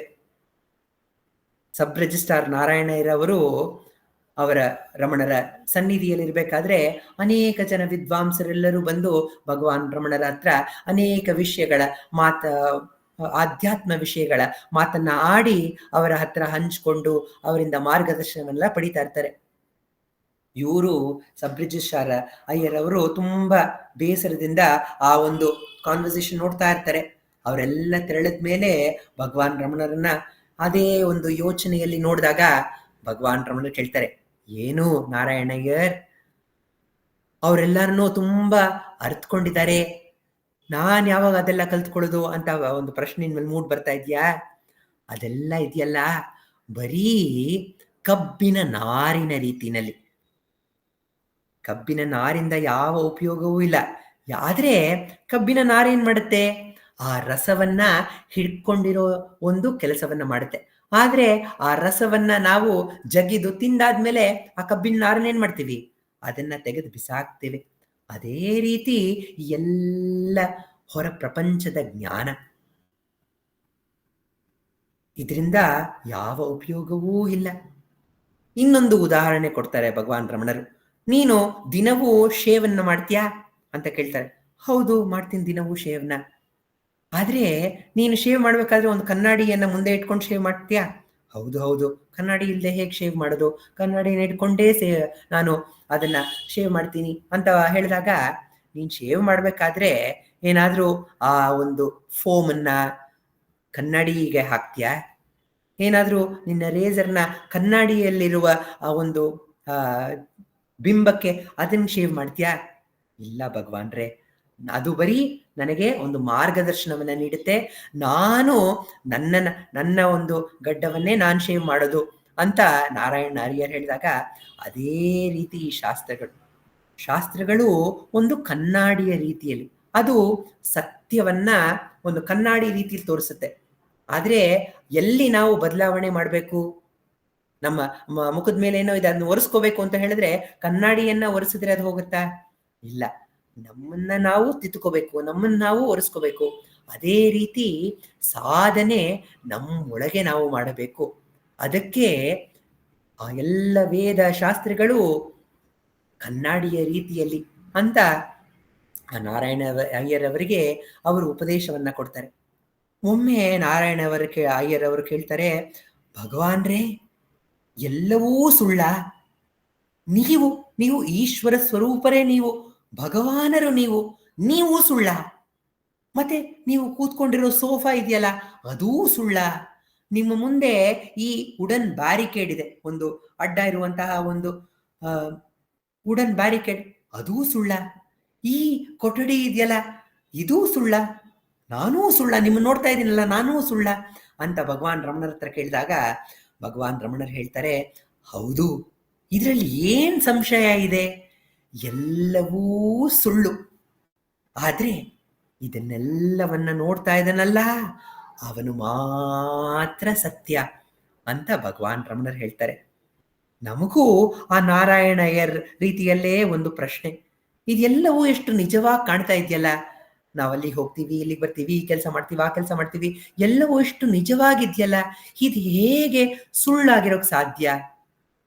ರಮಣರು ಹೇಳ್ತಾರೆ, ಜ್ಞಾನ ವರ್ಜಿತ, ಈ ಎಲ್ಲ ಜ್ಞಾನವನ್ನ ಬಿಟ್ಬಿಡಿ ಅಂತ ಹೇಳ್ತಾ ಇದಾರಲ್ಲ, ಹೇಗೆ ಬಿಡಲು ಸಾಧ್ಯ ಅಂತ ನಾವು ಕೇಳಿದಾಗ ಭಗವಾನ್ ರಮಣರು ನಮ್ಮ ಕನಸಿನ ಒಂದು ಉದಾಹರಣೆಯನ್ನೇ ಕೊಡ್ತಾರೆ. ನಮ್ಮ ಕನಸಿನಲ್ಲಿ ನಾವಿದ್ದೇವೆ, ನಮ್ಮ ಜೊತೆ ಬೇರೆ ಬೇರೆ ಎಲ್ಲ ವಿಷಯಗಳೂ ಇದೆ, ಬೇರೆ ಬೇರೆ ಪ್ರಸಂಗಗಳಿವೆ, ಬೇರೆ ಬೇರೆ ಜನರೆಲ್ಲ ನಮ್ಮ ಕನಸಿನಲ್ಲಿ ಬರ್ತಾರೆ. ನಮಗಿಷ್ಟವಾದವರು, ನಮಗಿಷ್ಟ ಆಗದೆ ಇರೋರು, ನಮಗೆ ಗೊತ್ತಿಲ್ಲದೆ ಇರೋರು, ಗೊತ್ತಿರೋರು, ಎಲ್ಲರೂ ನಮ್ಮ ಕನಸಿನಲ್ಲಿ ಬರ್ತಾ ಇದ್ದಾರೆ. ಭಗವಾನ್ ರಮಣರು ಕೇಳ್ತಾರೆ, ಆ ಕನಸಿನಲ್ಲಿ ಬೇರೆ ಬೇರೆಯವರೆಲ್ಲ ಇದ್ರಲ್ಲ, ಅವರೆಲ್ಲ ನಿನ್ನ ಮನಸ್ಸಿನಲ್ಲಿದ್ರ? ಕನಸಿನಲ್ಲಿ ನನ್ನ ತಂದೆ ತಾಯಿ ಬಂದಿದ್ದಾರೆ ಅಂತ ಹೇಳಿದ್ರೆ ನನ್ನ ತಂದೆ ತಾಯಿಯರು ನನ್ನ ಕನಸಿನಲ್ಲಿದ್ರ? ಇಲ್ಲ, ಅವರು ನನ್ನ ಮನಸ್ಸಿನ ಒಂದು ಕಲ್ಪನೆಯೇ, ಒಂದು ಪ್ರೊಜೆಕ್ಷನ್ ಮಾತ್ರ. ದಿಲೀಪ್ ಸಿಂಹರವರ ಭಾಮೈದ ರಾಘವೇಂದ್ರ ಅನ್ನೋರು ಒಂದು ಸುಂದರವಾದಂತಹ ಒಂದು ಅನುಭವವನ್ನ ನಮ್ಮ ಹತ್ರ ಹಂಚ್ಕೊಳ್ತಾ ಇದ್ರು. ಅವರು ಒಮ್ಮೆ ಒಂದು ಕನಸನ್ನು ಕಾಣ್ತಾ ಇದ್ರಂತೆ. ಅವರು ಹಾಗೂ ದಿಲೀಪ್ ಸಿಂಹರವರು ಇಬ್ಬರು ಅವರು ಇಬ್ಬರು ಒಂದು ಜ್ಞಾನಿಗಳನ್ನ ನೋಡಲು ಅವ್ರ ಕನಸಿನಲ್ಲಿ ಹೋಗಿದ್ದಾರಂತೆ. ಆ ಜ್ಞಾನಿಗಳ ಹತ್ರ ಮಾತಾಡ್ತಾ ಇರ್ಬೇಕಾದ್ರೆ ಆ ಆ ಜ್ಞಾನಿಗಳು ಸಂಸ್ಕೃತದಲ್ಲಿ ಮಾತಾಡ್ತಾ ಇದ್ದಾರಂತೆ. ಆಗ ರಾಘವೇಂದ್ರ ಅವರು, ನನಗೆ ಸಂಸ್ಕೃತ ಗೊತ್ತಿಲ್ಲ, ಆದ್ರೆ ಇವರಿದಾರಲ್ಲ ದಿಲೀಪ್ ಸಿಂಹರವರು, ಅವ್ರಿಗೆ ಸಂಸ್ಕೃತ ಗೊತ್ತಿದೆ, ಅವ್ರ ಹತ್ರ ಮಾತಾಡಿ ಅಂತ ಹೇಳಿ ಅವರು ಮಾತಾಡ್ತಾ ಇದ್ದಾರಂತೆ. ಆದ್ರೆ ಆ ಕನಸಿನಲ್ಲಿ ಅವ್ರು ಏನೇನ್ ಮಾತಾಡ್ತಾ ಇದ್ದಾರೆ ಎಲ್ಲವೂ ಅರ್ಥ ಆಗ್ತಾ ಇದೆಯಂತೆ. ಈ ರೀತಿ ಒಂದು ದೃಶ್ಯ ಅವರ ಕನಸಿನಲ್ಲಿ ಬಂದು ಅವ್ರಿಗೆ ಎಚ್ಚರ ಆಯ್ತಂತೆ. ಎಚ್ಚರ ಆದಾಗ ಅವ್ರಿಗೆ ಒಂದು ಪ್ರಶ್ನೆ ಬಂತಂತೆ, ನನಗೆ ಸಂಸ್ಕೃತ ಬರೋದಿಲ್ಲ, ಆದ್ರೆ ನನ್ನ ಕನಸಿನಲ್ಲಿದ್ದ ಜ್ಞಾನಿ ಯಾರು? ಸಂಸ್ಕೃತವನ್ನ ಮಾತಾಡ್ತಾ ಇದ್ರಲ್ಲ, ಅವ್ರು ಯಾರು? ಅವರೂ ನಾನೇ ಆಗಿದ್ದೆ ತಾನೆ. ಅಲ್ಲಿ ದಿಲೀಪ್ ಸಿಂಹ ಅವರಿದ್ರಲ್ಲ, ಅವ್ರಿಗೆ ಸಂಸ್ಕೃತ ಗೊತ್ತಿತ್ತಲ್ಲ, ಅವ್ರು ಯಾರು? ಅವರೂ ನಾನೇ ಆಗಿದ್ದೆ. ಯಾರಿಗೆ ಸಂಸ್ಕೃತ ಗೊತ್ತಿತ್ತು? ಗೊತ್ತಿರೋನು ನಾನೇ. ಯಾರಿಗೆ ನನಗೆ ಸಂಸ್ಕೃತ ಗೊತ್ತಿಲ್ಲ ಅಂತ ಹೇಳ್ತಾ ಇದ್ದಿದ್ದವನು ಅವನೂ ನಾನೇ. ನಮ್ಮ ಕನಸಿನ ಅನುಭವದಲ್ಲಿ ಎಲ್ಲವೂ ನಾನಾಗಿರ್ತೀವಿ. ಆದ್ರೆ ಎಚ್ಚರವಾದಾಗ, ಓಹೋ, ಇದಕ್ಕೆ ನನಗೆ ಗೊತ್ತು, ಇದು ನನಗೆ ಗೊತ್ತಿಲ್ಲ ಅನ್ನೋ ಒಂದು ಭೇದ ಭಾವದಲ್ಲಿ, ಒಂದು ದ್ವಂದ್ವದಲ್ಲಿ ನಾವು ಸಿಕ್ಕಾಕೊಳ್ತೇವೆ. ಅದಕ್ಕೆ ರಮಣರು ಹೇಳ್ತಾರೆ, ಇದೂ ಒಂದು ಕನಸೆ. ಆದ್ರೆ ಈ ಕನಸಿನಲ್ಲಿ ಕೂಡ ಒಂದು ಅರಿವಿದೆ. ನಾನಿದ್ದೀನಿ ಅಂತ ಅರಿವು ಕನಸಿನಲ್ಲಿದೆ ತಾನೆ ನಿಮ್ಗೆ. ಆ ಅರಿವೇ ಈಗಲೂ ಕೂಡ ನಮ್ಮಲ್ಲಿದೆ. ಆ ಒಂದು ಅರಿವಿನ ಮೂಲಕವೇ ನಾವು ಎಲ್ಲವನ್ನ ತಿಳ್ಕೊಳ್ಳೋದು ಸಾಧ್ಯ. ನಾವು ಲೌಕಿಕ ಜ್ಞಾನ ಅಂತ ಹೇಳ್ತೀವಲ್ಲ, ಎಲ್ಲವನ್ನ ಹೇಗೆ ಕಲ್ತ್ಕೊಳ್ಳೋಕೆ ಸಾಧ್ಯ? ನಮ್ಮಲ್ಲಿ ಯಾವುದೋ ಒಂದು ಶಕ್ತಿ, ಅದು ಒಂದು ಜ್ಞಾನದ ರೂಪಿನಲ್ಲಿ, ಚಿತ್ ಅಂತ ಹೇಳಿದ್ರೆ ಅರಿವಿನ ರೂಪದಲ್ಲಿ ಬೆಳಗ್ತಾ ಇದೆ. ಆ ಒಂದು ಶಕ್ತಿಯಿಂದಲೇ ನಾವು ಎಲ್ಲ ವಿಷಯವನ್ನ ನಾವು ತಿಳಿಯಬಹುದು. ಭಗವಾನ್ ರಮಣರ ಹತ್ರ, ರಮಣರೇ ನನಗಿದು ಗೊತ್ತಿಲ್ಲ ಅಂತ ಹೇಳಿದ್ರೆ, ನಿನಗೆ ಗೊತ್ತಿಲ್ಲ ಅಂತ ನಿನಗೆ ಗೊತ್ತಾಗ್ತಾ ಇದೆ ತಾನೆ. ನಿನಗೆ ಗೊತ್ತಿಲ್ಲ ಅನ್ನುವ ವಿಷಯದಲ್ಲೂ ಅರಿವಿದೆ. ಇದು ನನಗೆ ಗೊತ್ತಿಲ್ಲ ಅನ್ನುವ ಅರಿವು. ಯಾರಾದ್ರೂ ಬಂದು ನಿನಗೆ ಜರ್ಮನ್ ಮಾತಾಡಕ್ ಬರುತ್ತಾ ಅಂತ ಕೇಳಿದ್ರೆ ನಾವೇನಂತೀವಿ? ನಾನು ಹೇಳ್ತೀನಿ, ನನಗ್ ಗೊತ್ತಿಲ್ಲಪ್ಪ. ಇನ್ನೊಬ್ರು ಹೇಳ್ತಾರೆ, ಇಲ್ಲ ಇಲ್ಲ ನನಗ್ ಗೊತ್ತು, ನಿನಗ್ ಚೆನ್ನಾಗ್ ಗೊತ್ತು, ನಿನಗೆ ಜರ್ಮನ್ ಗೊತ್ತಿದೆ ಅಂತ ಅಂತ ಹೇಳಿದಾಗ, ನಿನಗ್ ಗೊತ್ತಾ ನನಗ್ ಗೊತ್ತಾ? ನನಗ್ ಗೊತ್ತಿಲ್ಲ ಈ ಭಾಷೆ ಅಂತ ತಾನೇ ನಾನು ಹೇಳ್ತೀನಿ. ಅದು ಖಂಡಿತವಾಗಿ ನಾನು ಹೇಳ್ತೀನಿ, ನನಗ್ ಗೊತ್ತಿಲ್ಲ ಅಂದ್ರೆ ಗೊತ್ತಿಲ್ಲ ಅಂತ ಹೇಳ್ತೀನಲ್ಲ. ಭಗವಾನ್ ರಮಣ ಹೇಳ್ತಾರೆ, ನನಗ್ ಗೊತ್ತಿಲ್ಲ ಅಂತ ಚೆನ್ನಾಗಿ ಗೊತ್ತಿದೆ ಅಂತ ಹೇಳಿದ್ಯಲ್ಲ, ಅದ್ರಲ್ಲೂ ಒಂದು ಅರಿವಿನ ಒಂದು ಪ್ರಕಾಶ ಇದೆ. ಆದ್ರಿಂದ ಭಗವಾನ್ ರಮಣರು ಹೇಳ್ತಾರೆ, ಇದು ನನಗೆ ಗೊತ್ತು, ಇದು ನನಗೆ ಗೊತ್ತಿಲ್ಲ ಅಂತ ಅರಿಯುವಂತಹ ಒಂದು ಶಕ್ತಿ ಇದೆಯಲ್ಲ, ಆ ಶಕ್ತಿ ಯಾವುದು? ಆ ಶಕ್ತಿಯ ಕಡೆ ಗಮನವನ್ನ ಬೀರಿ, ಆ ಶಕ್ತಿಯೇ ನಿಜವಾದ ಆತ್ಮ. ಅದೇ ನಾನು ನಾನು ನಾನು ಅಂತ ಬೆಳಗ್ತಾ ಇದೆ. ಆ ಬೆಳಕಿನಲ್ಲಿ ಇದು ನನಗೆ ಗೊತ್ತು ಅನ್ನುವ ಅರಿವೂ ಇಲ್ಲ, ಇದು ನನಗೆ ಗೊತ್ತಿಲ್ಲ ಎನ್ನುವ ಅಜ್ಞಾನವೂ ಇಲ್ಲ. ಜ್ಞಾನ ವರ್ಜಿತ ಅಜ್ಞಾನಹೀನ ಚಿತ್ ಜ್ಞಾನಮಸ್ತಿ ಕಿಂ ಜ್ಞಾತುಮಂತರಂ. ಆ ಒಂದು ಬೆಳಕೇ ಎಲ್ಲವೂ. ಕನಸಿನಲ್ಲಿ ನಾವೇ ಎಲ್ಲವೂ ಆಗಿರ್ತೀವಿ. ಆದ್ರೆ ಒಮ್ಮೊಮ್ಮೆ ನಮಗ್ ತಿಳಿಯೋದಿಲ್ಲ, ಆ ಕನಸಿನ ಕಥೆಯಲ್ಲಿ ನಾವು ಎಷ್ಟು ಮಗ್ನರಾಗ್ಬಿಟ್ಟಿರ್ತೀವಿ ಅಂತ ಹೇಳಿದ್ರೆ, ಇದು ಕನಸು ಅನ್ನೋದು ಮರ್ತೋಗಿದ್ದೀವಿ. ಆದ್ರೆ ಎಚ್ಚರ ಆಗಿದ ಕೂಡ್ಲೆ ಎಲ್ಲಿ ಹೋಯ್ತು ಆ ಕನಸು? ಎಲ್ಲೋಯ್ತು ಆ ನನಗೆ ಗೊತ್ತಿತ್ತು ಅನ್ನುವ ಭಾವನೆ, ಗೊತ್ತಿಲ್ಲ ಅನ್ನೋ ಭಾವ, ನಾ ಅವ್ರನ್ನ ನೋಡ್ದೆ ಅನ್ನುವ ಭಾವನೆ, ಅವ್ರನ್ನ ನೋಡಿಲ್ಲ ಅನ್ನುವ ಭಾವನೆ ಎಲ್ಲಿ ಹೋಯ್ತು? ಎಲ್ಲವೂ ಮಾಯವಾಗಿ ಹೋಯ್ತು. ಅದೇ ರೀತಿ ಈ ಜೀವನ ಎನ್ನುವ ಕನಸು ಮುಗಿದೋದಾಗ, ನಾವು ಎಚ್ಚರಗೊಂಡಾಗ, ಆಗ ಈ ಎಲ್ಲ ದ್ವಂದ್ವವು ಕಳೆದು ನಿಜವಾದ ಸತ್ಯ ಪ್ರಕಾಶಮಾನವಾಗಿ ಬೆಳಗುತ್ತೆ. ಆ ಪ್ರಕಾಶಮಾನವಾದ ಬೆಳಕಿನಲ್ಲಿ ಭೇದವೇ ಇಲ್ಲ. ಯಾವಾಗ ಭೇದವೇ ಇಲ್ಲವೋ ಆಗ ಬೇರೆ ಯಾವ ವಸ್ತು ಇದೆ ತಿಳಿಯೋದಕ್ಕೆ? ಈಗ ಬೇರೆ ಒಂದು ವಸ್ತು ಇದೆ ಅಂತ ಹೇಳಿದ್ರೆ ಅದ್ರ ಬಗ್ಗೆ ತಿಳ್ಕೋಬೇಕು ಅನ್ನುವ ಒಂದು ಹಂಬಲ ನಮ್ಗಿರುತ್ತೆ. ಆದ್ರೆ ಬೇರೆ ಯಾವ ವಸ್ತುವೇ ಇಲ್ಲ ಅಂತ ಸತ್ಯ ನಮಗ್ ತಿಳಿದಾಗ ಅನ್ಯರು ಯಾರಾದರೂ ಇರ್ತಾರ? ಭಗವಾನ್ ರಮಣರನ್ನ ಭಕ್ತರು ಭಗವಾನ್ ರಮಣರೇ ಒಬ್ಬ ಜ್ಞಾನಿ ಬೇರೊಬ್ಬ ಜ್ಞಾನಿಯನ್ನ ಕಂಡುಹಿಡಿಬೋದಾ? ನಮ್ಗಂತೂ ಕಂಡುಹಿಡಿಯೋಕ್ಕಾಗೋದಿಲ್ಲ. ಸಾಮಾನ್ಯ ಜನರಿಗೆ ಜ್ಞಾನಿ ಯಾರು ಅಂತ ನಮ್ಗೆ ತಿಳಿಯೋಕ್ ಸಾಧ್ಯ ಇಲ್ಲ. ಯಾಕಂತ ಹೇಳಿದ್ರೆ ಜ್ಞಾನಿಗಳು ಹಲವಾರು ಬಾರಿ ಹುಚ್ಚರ ರೀತಿ ಹಾಡ್ತಾರೆ, ಇಲ್ಲ ಹೋದ್ರೆ ಮಕ್ಕಳ ರೀತಿ ಹಾಡ್ತಾ ಇರ್ತಾರೆ, ಹೋದ್ರೆ ಎಲ್ಲೋ ಹಿಮಾಲಯದ ಗುಹೆಗಳಲ್ಲಿ ತಪಸ್ಸನ್ನ ಮಾಡ್ತಾ ಇರ್ತಾರೆ ಜ್ಞಾನಿಗಳು. ನಮಗೆ ಜ್ಞಾನಿಯ ಹೊರ ರೂಪವನ್ನ ನೋಡಿ ಅವ್ರನ್ನ ಕಂಡುಹಿಡಿಯೋಕ್ಕಾಗೋದಿಲ್ಲ. ಆದ್ರೆ ನೀವು ಜ್ಞಾನಿಗಳು, ನೀವು ಬೇರೆ ಒಂದು ಜ್ಞಾನಿಯನ್ನ ಕಂಡುಹಿಡಿಬೋದಾ? ಅನ್ಯ ಜ್ಞಾನಿಯನ್ನ ಕಂಡುಹಿಡಿಬೋದಾ ಅಂತ ಭಗವಾನ್ ರಮಣರ ಹತ್ರ ಪ್ರಶ್ನೆ ಮಾಡಿದಾಗ ಭಗವಾನ್ ರಮಣರು ಹೇಳ್ತಾರೆ, ಜ್ಞಾನಿಗಳಿಗೆ ಅನ್ಯ ಅನ್ನೋದೇ ಇಲ್ಲ. ಅವರಿಗೆ ಎಲ್ಲವೂ ಜ್ಞಾನವೇ. ಪ್ರತಿಯೊಬ್ಬರೂ ಜ್ಞಾನಮಯರೇ. ಅವರ ಒಂದು ಸಹಜ ಸ್ವಭಾವದಲ್ಲಿ ಅಜ್ಞಾನವೇ ಇಲ್ಲ. ಒಂದು ಸೂರ್ಯನಿಗೆ ಹೇಗೆ ಸೂರ್ಯ ಕತ್ತಲೆಯನ್ನ ನೋಡೇ ಇಲ್ವೋ ಆ ರೀತಿ ಆತ್ಮ ಸೂರ್ಯನಾದ ಭಗವಾನ್ ರಮಣರು ಅಜ್ಞಾನವನ್ನ ನೋಡೇ ಇಲ್ಲ. ಆ ಜ್ಞಾನ ಅಜ್ಞಾನ ಮೀರಿದಂತಹ ನೆಲೆಯಲ್ಲಿ ಸದಾ ನೆಲೆಸಿದ್ದಂತಹ ಭಗವಾನ್ ರಮಣರು ಈ ಆತ್ಮಜ್ಞಾನವನ್ನ ಪಡೆಯಲು ಸುಲಭವಾದ ಮಾರ್ಗವನ್ನ ನೀಡಿದ್ದಾರೆ. ನಾವೇನ್ ಮಾಡ್ತಾ ಇದ್ದೀವಿ ಅಂತ ಹೇಳಿದ್ರೆ, ಧ್ಯಾನಕ್ಕೆ ಕೂತ್ಕೊಂಡಾಗ ನಾನು ಆತ್ಮವನ್ನ ಈಗಲೇ ತಿಳಿದುಕೊಂಡು ಬಿಡ್ತೀನಿ ಅಂತ ಹೇಳಿ ನಮ್ಮ ಗಮನ ಯಾವಾಗ್ಲೂ ನೋಡು, ನಾನು ಈ ಕಂಪ್ಯೂಟರ್ನ ತಿಳ್ಕೊಂಡ್ಬಿಡ್ತೀನಿ, ನಾನು ಈ ಮೊಬೈಲ್ನಲ್ಲಿ ಏನೇನ ಆಪ್ಗಳಿದೆ ಅದೆಲ್ಲ ತಿಳ್ಕೊಂಡ್ಬಿಡ್ತೀನಿ, ಅಥವಾ ಈ ಪುಸ್ತಕದಲ್ಲಿ ಏನೇನಿದೆಯೋ ಎಲ್ಲ ಓದ್ಬಿಡ್ತೀನಿ ಅಂತ ಎಲ್ಲವನ್ನ ನಾವು ಒಂದು ಆಬ್ಜೆಕ್ಟ್ ರೀತಿಯಲ್ಲಿ ನೋಡ್ತಾ ಇದ್ದೇವೆ.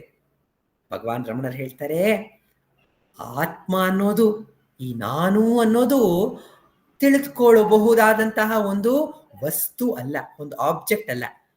ಅದೇ ಎಲ್ಲವನ್ನ ತಿಳ್ಕೊಳ್ಳುವಂತಹ ಸಬ್ಜೆಕ್ಟ್. ಆ ಆಬ್ಜೆಕ್ಟ್ ಇಂದ ನಾನು ಎನ್ನುವ ಸಬ್ಜೆಕ್ಟ್ ಕಡೆ ಗಮನವನ್ನ ಹರಿಸಿ ಅಂತ ಭಗವಾನ್ ರಮಣರು ಹೇಳ್ತಾರೆ.